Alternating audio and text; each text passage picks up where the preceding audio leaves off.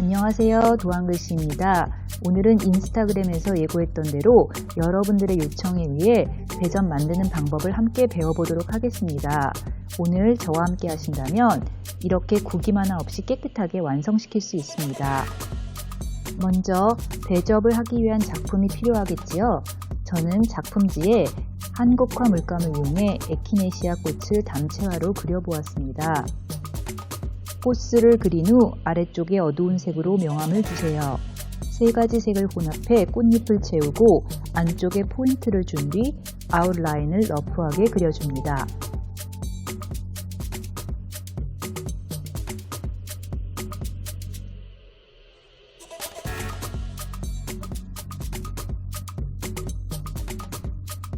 두 가지 색을 혼합해 나뭇잎을 그린 후 줄기까지 표현해 주시면 그림은 끝이 납니다.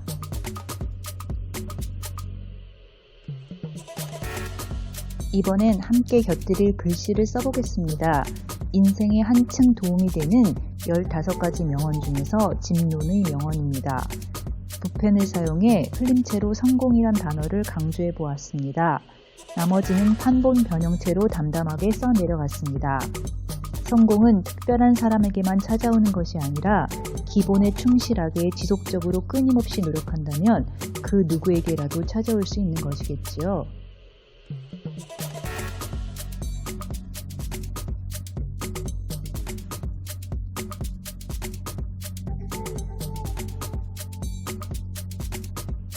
이렇게 배점용 작품이 완성되었습니다. 낙관도 찍어주세요. 작품은 원래 2-3일 정도 완전히 말린 후 배접을 해야 합니다. 하지만 저는 바로 배접을 할 예정이어서 다림질이 필요합니다.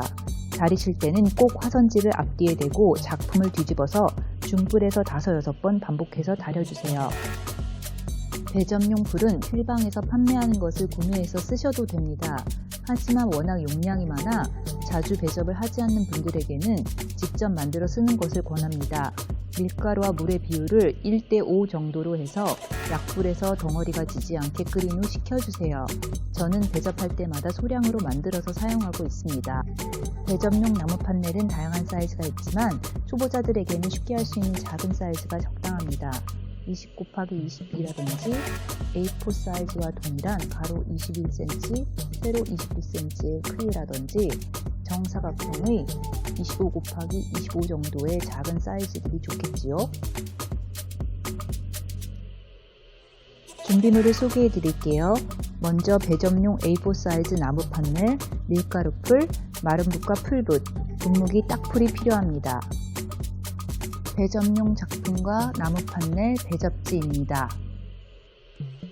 배접용 작품 사이즈는 실제 보이는 나무 판넬 크기에 판넬의 상하좌우 두께만큼 여유를 더 주세요.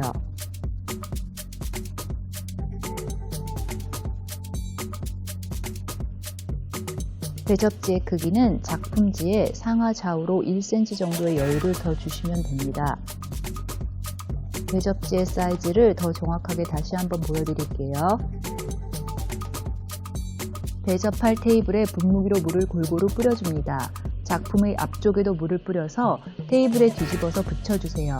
마른 붓으로 주름을 펴가면서 공기를 빼주시면 됩니다. 주름이 계속 생겨도 당황해 마시고 작품지를 떼어가면서 천천히 펴주세요. 여러 번 반복하셔야 합니다.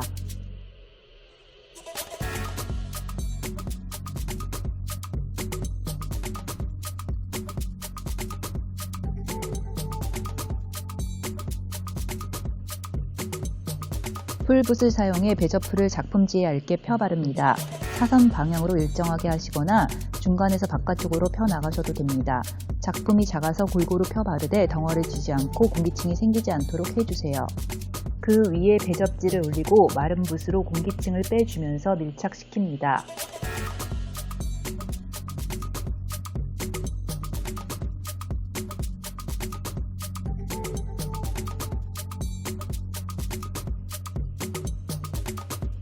어느 정도 밀착이 되었다면 모서리 가장자리부터 조심스럽게 떼어주세요. 나무 판넬 위에 배접지를 붙인 작품지를 올려 위치를 잡아줍니다. 가장자리를 꺾어가면서 네 모서리를 안쪽 삼각접기로 접어서 정리해 나갑니다.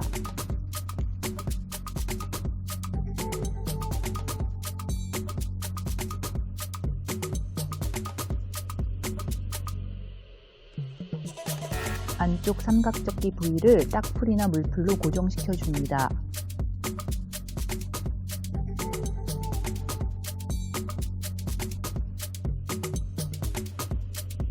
판넬 안쪽으로 한 번 더 접어가면서 위치를 표시한 후 밀가루 풀을 발라서 고정시킵니다. 완성된 작품을 세워놓고 하루 정도 그늘에서 말려주세요. 완성된 작품의 뒤쪽을 깔끔하게 정리해 보겠습니다. 남기고 싶은 두께의 위치를 정하고 칼로 선을 만들어 나머지 화선지를 떼어줍니다. 잘 안 떨어지는 부위는 물티슈를 이용해 벗겨내시면 됩니다. 화선지가 들뜨는 부위는 딱풀로 깔끔하게 붙여주세요. 자, 이제 완성입니다.